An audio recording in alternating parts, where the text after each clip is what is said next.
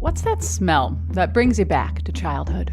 The smell of tomato plants. The scent of burning wood. The smell of Christmas candles. It's coffee.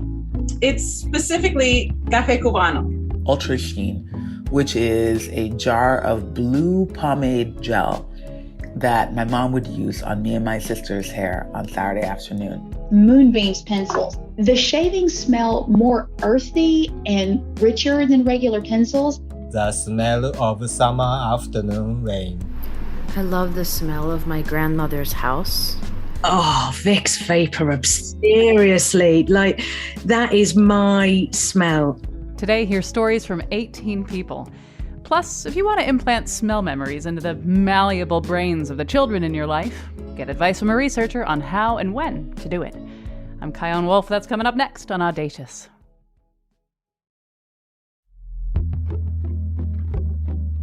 From Connecticut Public Radio in Hartford, this is Audacious. I'm Chion Wolf. Here's the deal. My favorite death doula, Elua Arthur, who was also the very first guest on Audacious, recently posted this quote by the poet Atticus. Here he is, reading it. Have you ever smelled a smell and it instantly brings you back to a happy moment from your childhood? I hope that's what death is. Just sitting on a cloud, smelling old smells. And you know how we roll here at Audacious. We see something like that and we think, wouldn't it be cool to do a whole show featuring people talking about their reaction to the idea of what smell brings you back to childhood?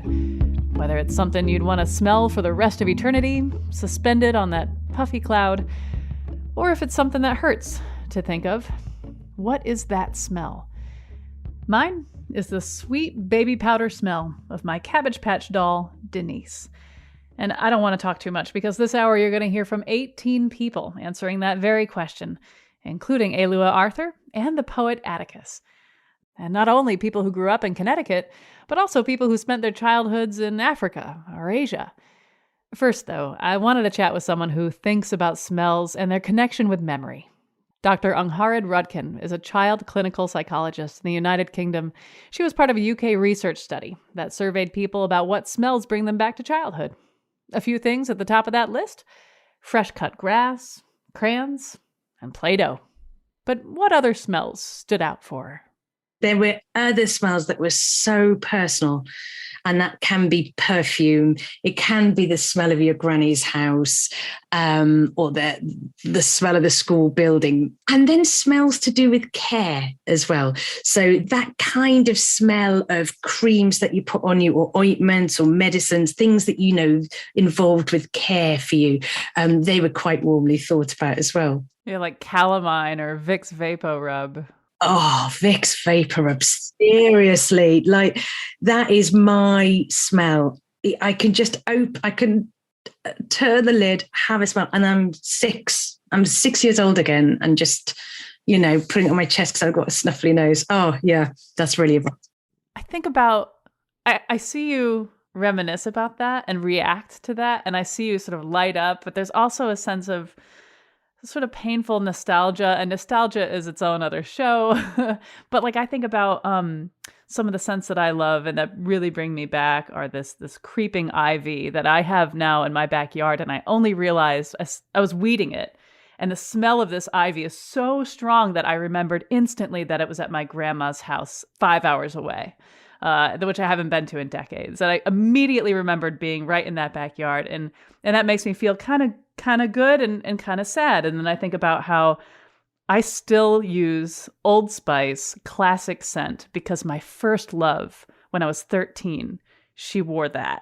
And I'm not in love with her anymore, but I remember just that amazing sense of connection and excitement and hope, which makes me feel good. And it also makes me feel kind of bad. So with these scents, with these super nostalgic scents, is it good for us to smell it, or is it more complicated than that? It's such a good question. And because of course, by remembering the past, you're also thinking about what you've lost. So it's a real bittersweet thing, isn't it? And that's what makes nostalgia a slightly painfully nice thing, because you're remembering these things. but you remember what you lost. So your first love, as you say, you don't love her anymore, but actually that excitement and that intensity of that first love, you're never going to get that again. So there's something about nostalgia. And what they found with smell is that the olfactory pathway has a far more direct route to the emotional bit of our brain than any of the other senses. All the other senses have to go through our thalamus, or have to go through all these different layers, and then we can, with each layer, we sort of analyze it more or think about it more. The nasal stuff just goes straight in, and I think that's why it can knock us sideways, because suddenly, without being able to defend ourselves or protect ourselves or think, oh no, don't think about that because it doesn't make you feel good, it's there, you're thinking about it before you've even had a moment to stop. So they think that's why smells are so emotionally laden. And they've managed to do lots of different sort of research on memories and smells. So if you try and get a memory recalled, if you use smell, far more likely to get it recalled. But if you try to lay down a memory, if you add a smell to it, you're going to have a far more emotionally charged, richer memory. It's like smell's the glue in a way that makes a memory more sticky and more big in your head and more powerful. So yeah, it's such an interesting process, smelling. That's wild, because you're right. I think about, that the songs that can bring us back, or we'd look at a picture and we're transported, like it works. But there's nothing, like you said, just that knocks you sideways. That's it. Like that smell. That smell. And before you know it, memories that you might not have actively recalled for 20 years are in your head, or a feeling. And there was this other really interesting research, and they tried to get people to remember memories based on smell and remember memories based on words. And what they found was smell memories are far more frequent from when you're 10 and under. So if you're using smells to access memories, you're far more likely to get memories from when you were 10 years old or under.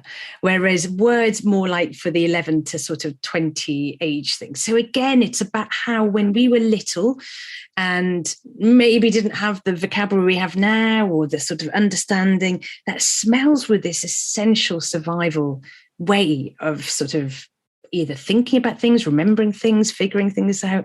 So I love that about smell as well. Oof, I hadn't even thought of that. That's true. I was going to ask something like, so if I wanted to insert a smell for myself now that could be significant later, I was wondering, like, well, is that even possible? And I don't even know why that wouldn't be impossible, but that makes total sense. Now, it's just not the same. It's not the same. Are different now than they were as children. That's it. There's something about the richness of how smell gets linked in with those memories as a child, especially under the age of 10, there's something about that which I don't think we can recapture as adults. Which is a shame, isn't it? At the same time, we're talking about nostalgia, and for the most part, these scents bring us back, and it's pleasant enough. But you work with children who are going through some hard stuff, have been through hard stuff, and are still forming their brains. And so is it the case that sometimes scents can be torture for some of the people you're working with? Yeah, absolutely. It's that flip side of the fact that smells can take us so quickly back to somebody, somewhere, something.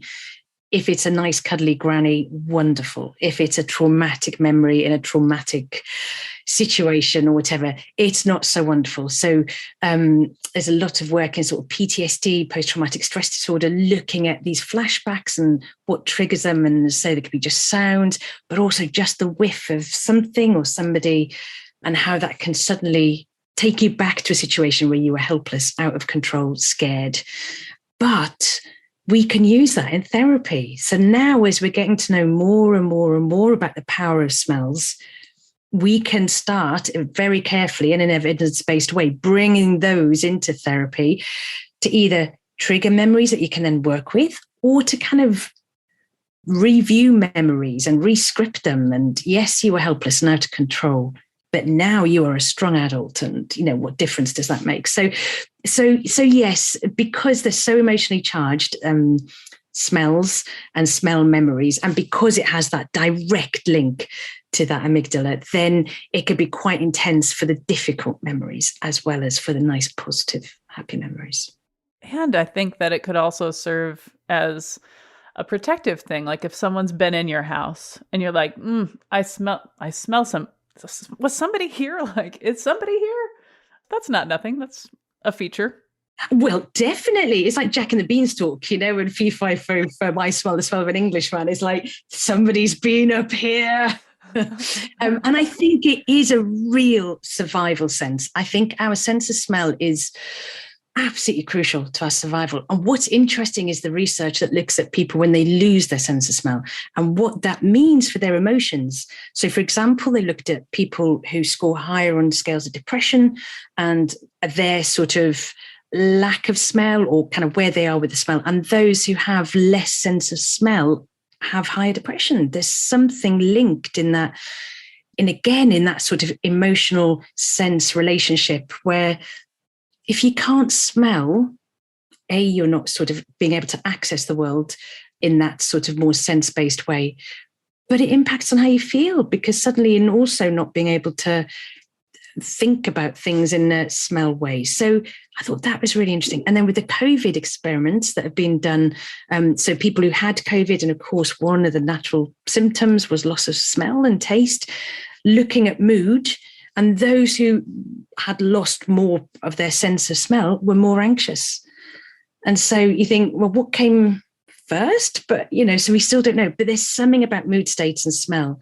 And losing that ability to smell, I think it has an impact on your sense of safety and being able to literally smell where you are, but also your enjoyment, your pleasure, your engagement with the world, which I think we're only now coming to realize.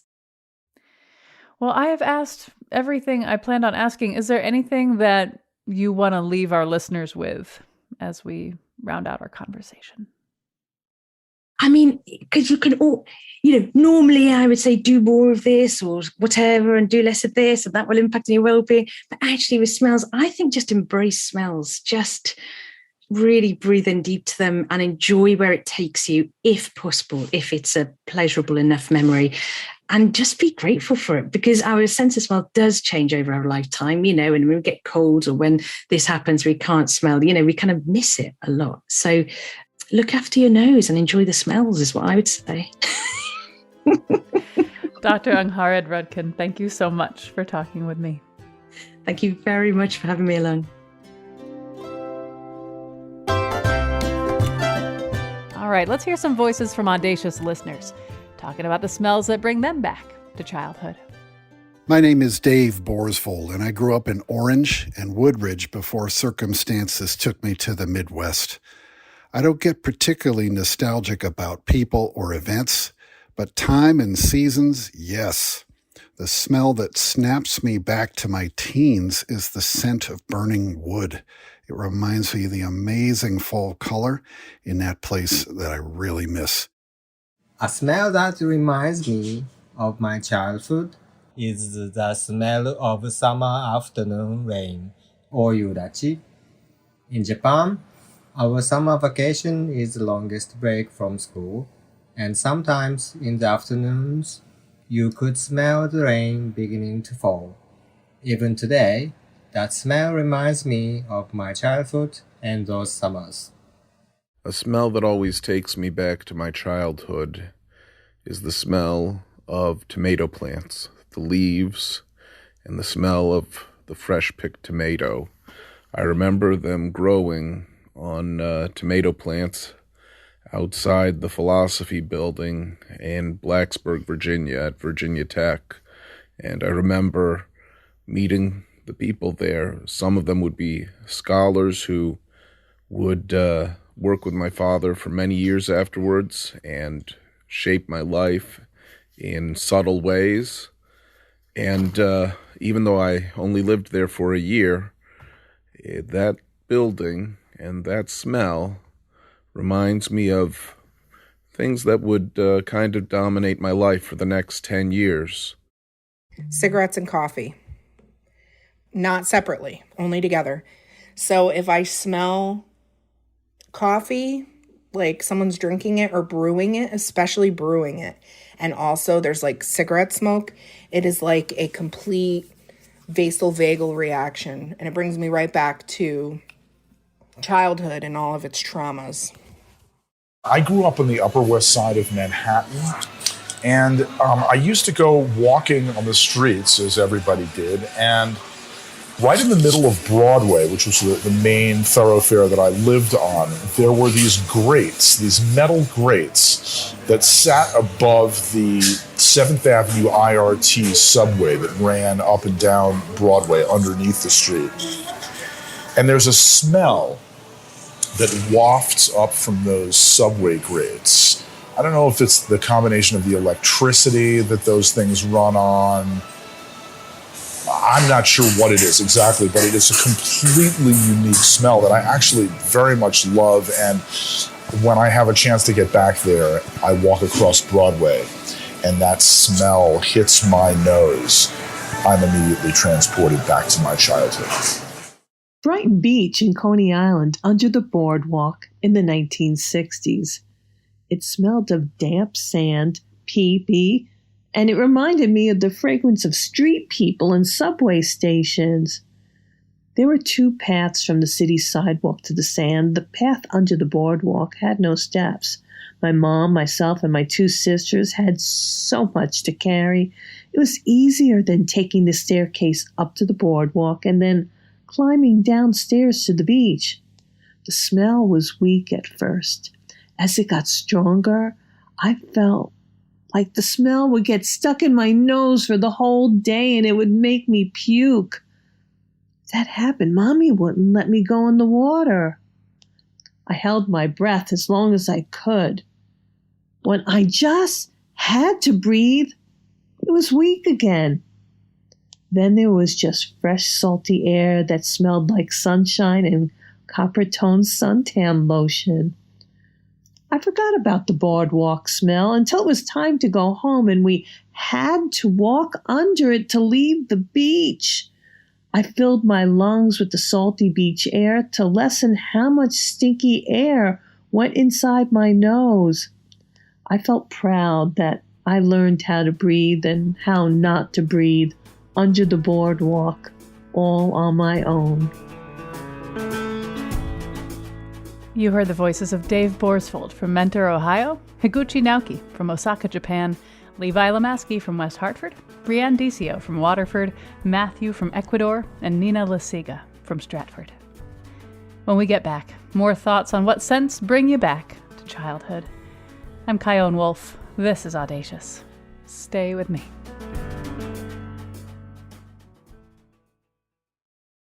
This is Audacious. I'm Chione Wolf. Today we were inspired by this social media post by the poet Atticus. He wondered if maybe the afterlife is just sitting on clouds, smelling the old smells that bring you back to childhood. And we thought, hey, let's do a whole show featuring people talking about what those smells are to them. Later we'll hear from Atticus about what his smell is. But first we wanted to check back in with some people who've been on Audacious before.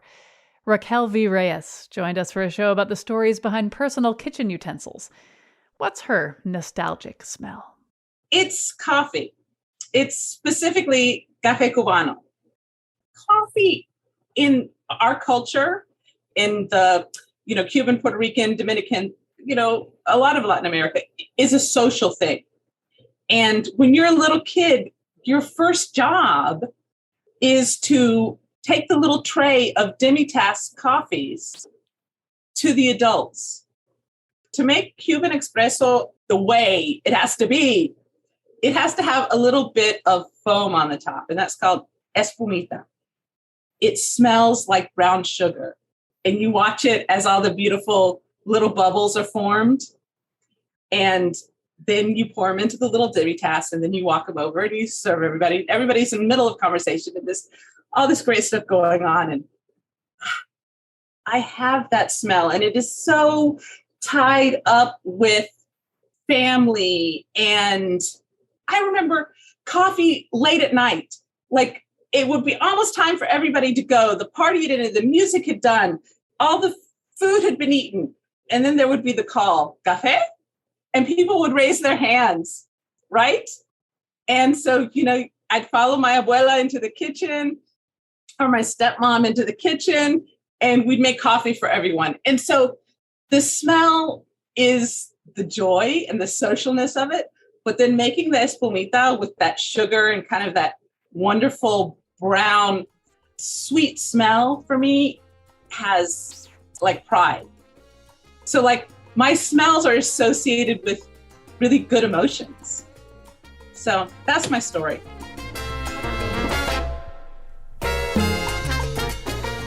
Raquel V. Reyes is an author whose book, Calypso, Corpses and Cooking, just came out on October 11th, and you can see a video of how she makes Café Cubano at our website, ctpublic.org/audacious. Next up, we reunited with Onel Agosa. He was a native of Benin, Africa, joining us at the time from Montreal, Canada. We were doing a show about what it's like being part of a diaspora. This time he joined us from South Africa, and these are the smells he wanted to tell us about.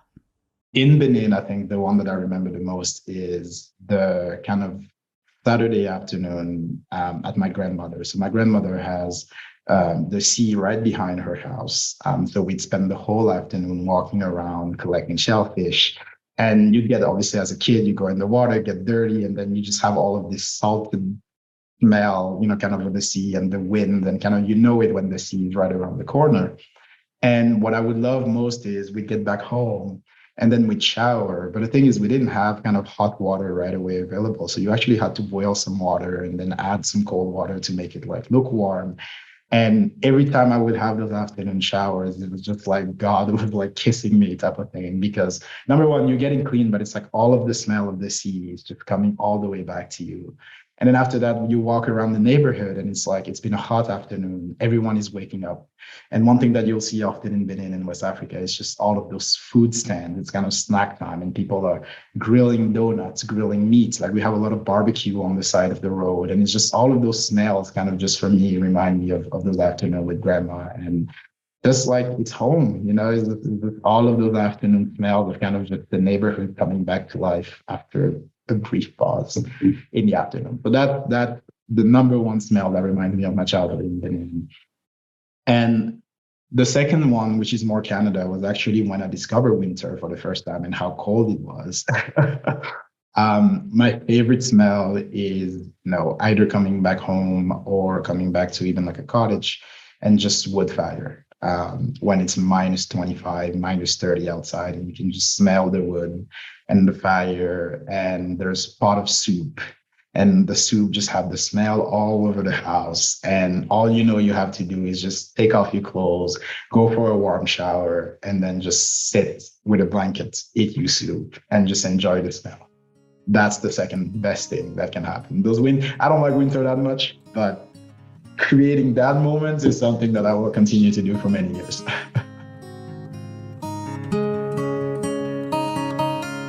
That was Onel Agosa. Tanya Ko-hong was also part of our show about being part of a diaspora. She moved to the U.S. from Korea when she was 18, and now she teaches poetry in New York. Here are her thoughts on scents that matter to her. The smell of soup is like so cold, like outside the winter time, and you come in and then your mom is in the kitchen and then like this big pot of the soup, oxtail soup, beef stew soup, daikon soup, all that soup, and then rice and kimchi. That just like warms your soul food. And my dad was cooking for us, even though like I was 18.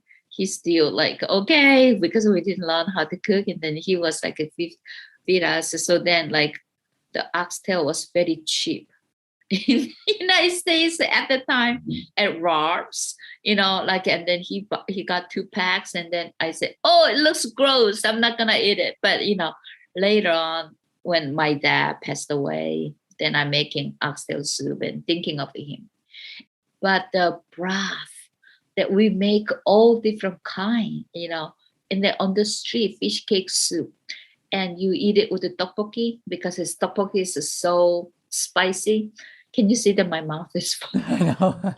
I haven't had anything to eat yet, and this is very painful for me, but keep going, Tanya, keep going. It's just like amazing. And I was stopped eating Korean food when I was learning English, when I was like early 20s. I said like, I'm going to stop eating Korean. I'm going to stop talking Korean, because I wanted to assimilate it. Like I want to talk with like Korean, all that kind of stuff. So I do that. And now I feel like the season is like in New York City, it's like totally similar to Korea. And I am more craving for the food that I used to eat in Korea and the rice. Oh my God. I just die for it. Simple, ancient, right? Too. I wonder how much some of these foods and the smells of them bring us back to, dare I say, earlier lifetimes or our ancestors. It's that smell that connects us way back. Oh, it does. It just like it does so right back, especially, even the sesame seed leaves. Oh my God. Just so good. And kimchi soup, it's just like so good. And then for foreigners, they could smell like, oh, that is like just too much fishy smell or too much awkward smell. It's not chocolate cookie smell, right? But you love it. Yeah. When you talk about the foods that bring you back to your childhood, to being a teenager, is there a way that you can talk about what that feeling is? Oh, that is interesting. Yeah, the feeling is the loss feeling. My mom died in a heart attack in Korea, so we flew back. The food is very important in Korean people, so that even funeral, that you feed people after they come, and then they drive everybody to graveyard, and we bury our mom, and everybody goes to this restaurant, or in the graveyard there's already have the restaurant system, so I'm not sure, but we eat there.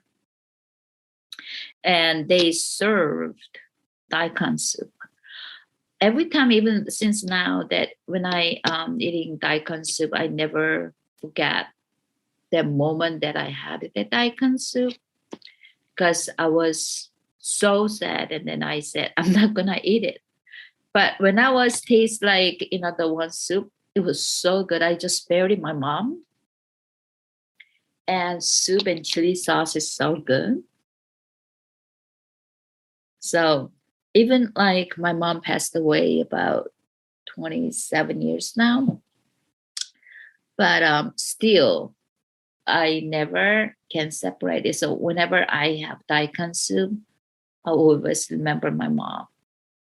And it is a loss, but yet is nurturing, because all this soup, the food brings joy, and then like a loss. But I think it somehow nurture me again.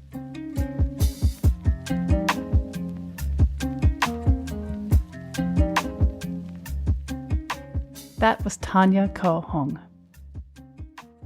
The last time I talked with Isaiah Herrington was in 2020 for a series called Us in the Time of Coronavirus. He was 8 years old back then, but he's 10 now. And I had to know what scent brought this kid back to, well, the earlier part of his childhood. Okay, this scent still does bring me back to my childhood. The smell of Christmas candles and the special Avery sodas that we get every year. Wait, tell me about these sodas for people who don't know. Okay, there's so many different flavors. Okay, when COVID first happened, they made a COVID soda. Well, what did it taste like? What did it look like? It was green. Sure, yeah. And it didn't taste that bad. But Avery, they make these different sodas for every year. And they have Unicorn Yak, which is actually like really good. Can we go back to the Christmas candles? Yeah. When I smell those candles, they just bring me back to all those good times I have, and those current good times I'm gonna have with my family. during Christmas or anytime near Christmas. Because me and my mom, we usually start Christmas maybe like a few days early. If you could choose one scent to be in one candle for all time, what would that scent be? I'd probably have to mix a whole bunch of very good senses of my family. So they'll always be there with me when I'm sad or mad or alone. I can always just sniff the candle and my family, they're right there. When you feel sad, what are some ways that you kind of inch out of it? What do you do? When I'm sad, first thing I want to do is I want to make sure I'm comfortable where I am. Make sure I feel relaxed. And make sure I'm also relaxed and comfortable with the people I'm around and where I am. And then think of your family for at least a few minutes. And then any opportunity to no longer be sad and just be happy, take it. Smell a candle. Yeah. Isaiah Herrington, thank you so much for talking with me. Welcome. We heard from some of our listeners, too, and a lot of them, understandably, were reminded of their parents or grandparents. Well, Mama always tried to plant a dogwood plant. In the neighborhood, doggies would pee on it and kill her flowers. You know, kill the bush. But while it had flowers, it smelled good. What does it smell like?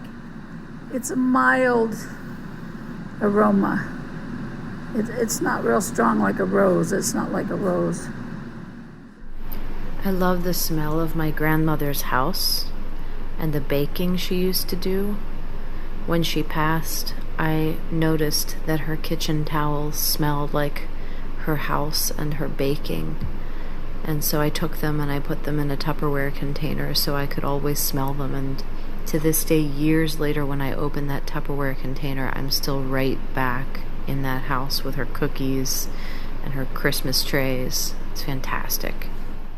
My smell memory that brings me back is from childhood, and it's the smell of my grandparents' house in Fairfield. It must have been the detergent she used or the cedar chest, or I don't know what it was, but the sheets smelled like home.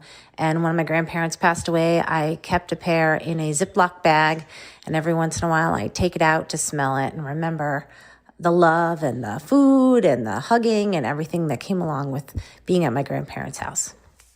Growing up in a military family and traveling around the world, I often return to a very small house in southern Wisconsin to find my grandmother in the kitchen cooking up her famous roast beef, Yorkshire pudding, Brussels sprouts, mashed potatoes, just a whole feast for us at holiday times, special occasions, and beyond. This was the meal that everybody wanted to have. And this would be my, last meal on earth suggestion would be this specific meal. She unfortunately got very sick very quickly, and she passed in 2007. And she kind of held this family secret about how to make this Yorkshire pudding just the way everyone in the family loved it. Things on the internet and different recipes out there. I've tried with my wife several times to make all different kinds of variations on how to recreate that smell, how to recreate that experience. No matter what we've done, we haven't succeeded in creating it exactly how she did. So that smell, that feeling, I feel is lost forever, and I'm still chasing that smell.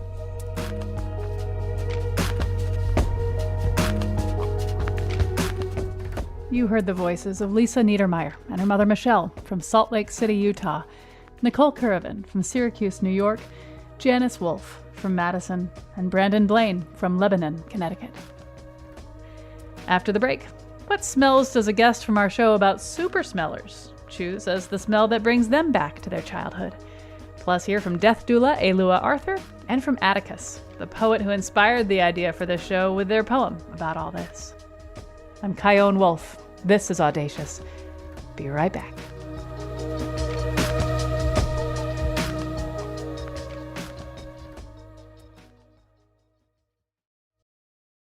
This is Audacious. I'm Chione Wolf. Elua Arthur was the very first guest on Audacious for a show about being a death doula, and she recently posted this quote by the poet Atticus on social media. Have you ever smelled a smell and it instantly brings you back to a happy moment from your childhood? I always loved that. I hope that's what death is, just sitting on a cloud, smelling old smells. This is what Elua sent us. When we posted the Atticus quote about smells that bring you back instantly from your childhood, immediately I thought of Ultra Sheen, which is a jar of blue pomade gel that my mom would use on me and my sister's hair on Saturday afternoon. There were 4 of us. She'd sit us down and do all of our hair in a row to get us ready for church on Sunday. That smell as an adult, I also associate with commitment and love and tenderness, even though she wasn't so tender in doing the hair, but the tenderness, the care it takes to do the hair of 4 young Black women every Saturday afternoon before we went to church on Sunday. I really hope that death reminds me of my mother's love and care and how beautifully held I was as a child. That's all. Now you brought me to tears. Have a beautiful day.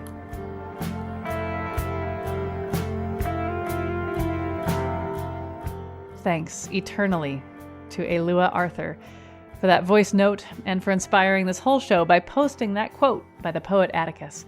You can find her, and oh, you should definitely find her, everywhere at Going With Grace. So, what does Atticus the poet have to say about this idea? So behind my house where I grew up, there's this grassy hill called Anderson Hill, but all the kids called it Blueberry Hill. And it's this oak meadow with mossy rocks, and it's right on the ocean. And there's something so wonderful about all of these smells, the ocean coming in with the oak trees and the moss, and it kind of mixes together in a melody. And every time I walk up there, I just get these incredibly vivid pictures of my childhood. It's almost like 8mm playing. And I'm kind of obsessed with it. It's just, I love how clearly I can see it and how clearly I'm just brought back to my childhood, running on the hills with my brother and siblings and building forts and having wars with other kids. It's just, it was such a special memory for me. Now, besides sitting on a cloud smelling old smells, what do you think, or better yet, what do you hope, besides that, happens after you die? I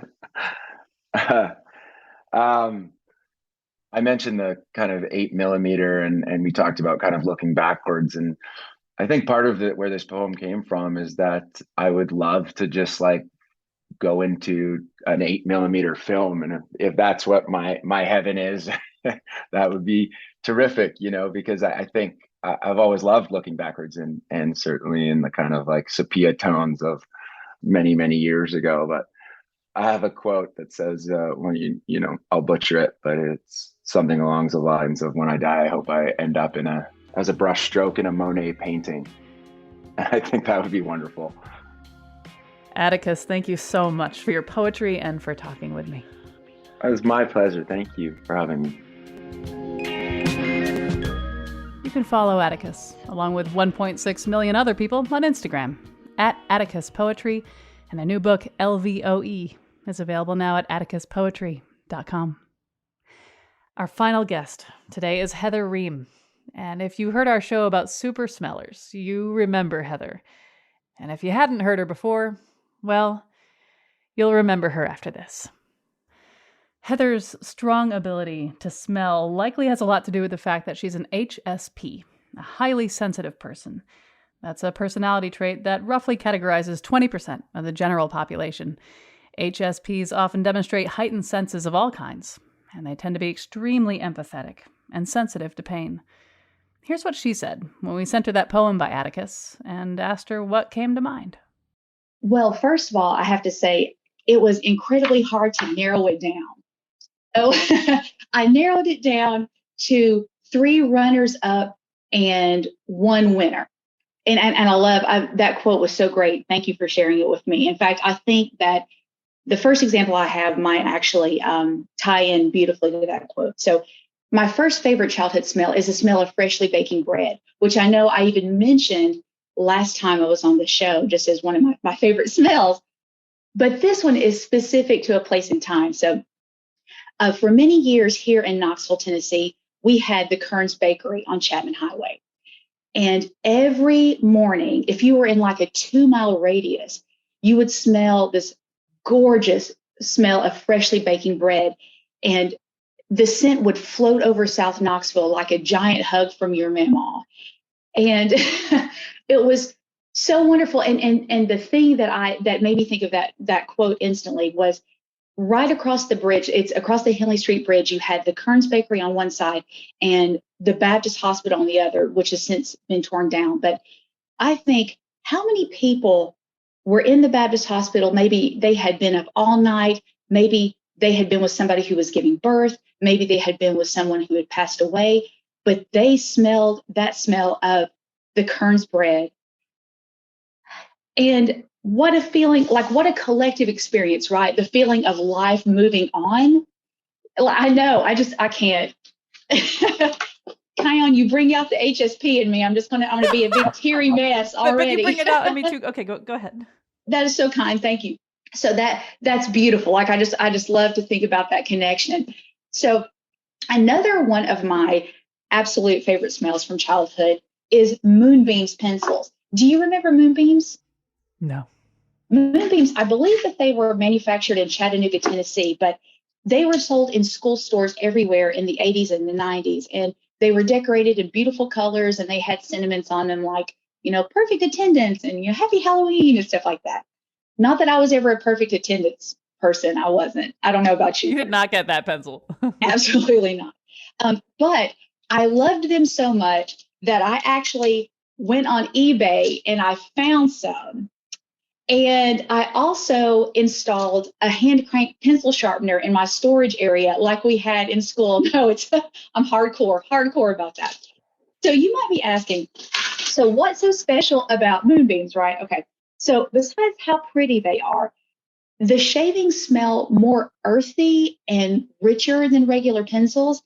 And when I smell both the graphite and the shavings simultaneously, there's kind of a spicy kick there, almost like a gunpowder tea, if you've ever had it. So, I have this image of myself standing in line at the school pencil sharpener. You're sitting there, you're grinding your pencil, you're thinking about the day. And there's something about a freshly sharpened pencil that's a fresh start. It's fresh ideas. It just smelled like honest, good work. And it still does, which is why I still use them. So my third runner-up was, first runner-up, if we're doing it in order, but I also loved the smell of the library. So the main branch here in Knoxville is called the Lawson McGee branch. And the entire bottom floor was for the kids. And it had kid-sized bathrooms and kid-sized water fountains, and it was just perfect. But then as I got a little older and I grew into adolescence, I moved up to the second and the third floors where the adult books were. And the stacks there have such a distinct smell. It's a little bit musty, but it's mostly like a stale cake donut. It's very sweet. It's a very sweet smell. And there's an atmospheric heaviness to the stacks. So the smell tends to surround you on all sides and you're enveloped in the smell. You've got the aroma and the silence of the books. And it's just that insulation is just such a safe space. And it was just such a safe place for me. And the library was one of my favorite places growing up. And it actually reminded me of the church sanctuaries of my childhood. Both places were heavy with history. They were surrounded by infinite stories that were holy with possibility. So the library was where I learned about the world while I was waiting to be old enough to make my way into the world. Okay.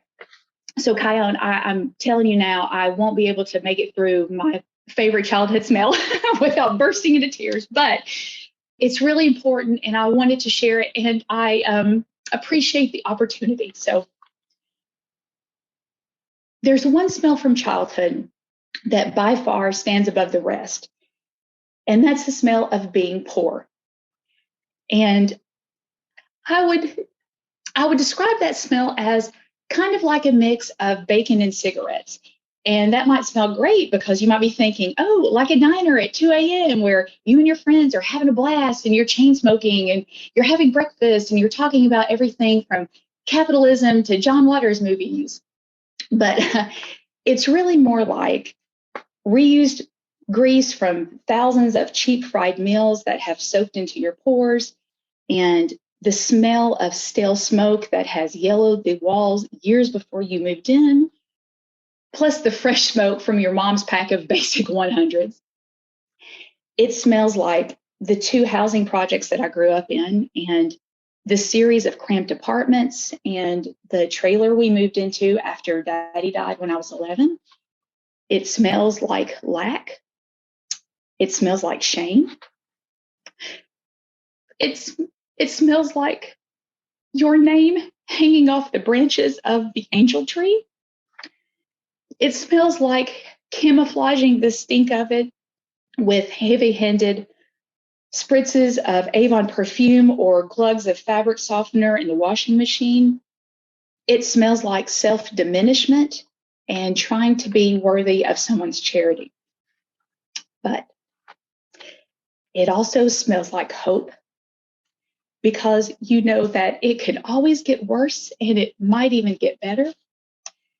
It smells like your teachers pooling their money together to buy you clothes for Christmas for 7th grade. It smells like your mom working 2 jobs to sacrifice herself in order to put food on the table. It smells like your sweet neighbor who's a veterinarian giving your dog cookie-free medical care because your mama couldn't afford it, but you and your sissy love that dog. And most importantly, it smells like compassion.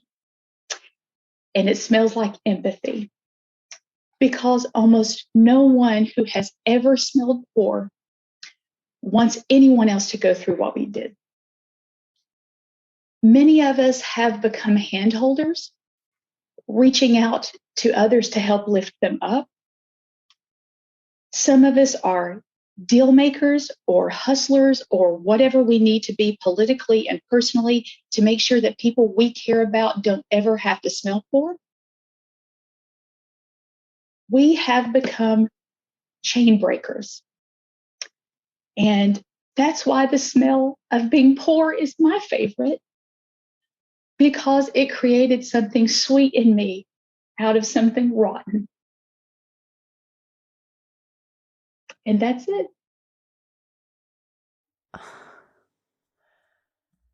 I love you. I love you. You keep doing the good work, Kion.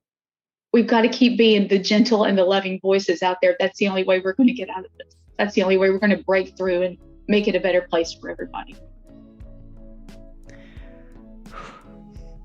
Thank you. You're welcome. Thank you. You can and oh, you should read every little thing she writes at Heather Ream. That's REAM.com. Audacious is always lovingly produced by me, Jessica Severin DeMartinez, and Katie Tolarski at Connecticut Public Radio in Hartford, with help from our interns, Jacob Gannon and Taylor Doyle. If you liked this crowdsourced episode, and I know you did, check out the other ones we did this way, like the one about people's superstitions, definitions of forgiveness, and favorite kitchen items. There was even one where we featured 40 people talking about what they're angry about in an episode called Why You So Salty. Subscribe on whatever app your thumb reflexively goes to on your phone when you want to listen to a podcast. Send me your childhood sense, poetry, or whatever else is on your heart on the social medias at Kyone Wolf, or you can send me an email at audacious@ctpublic.org. Thanks for listening.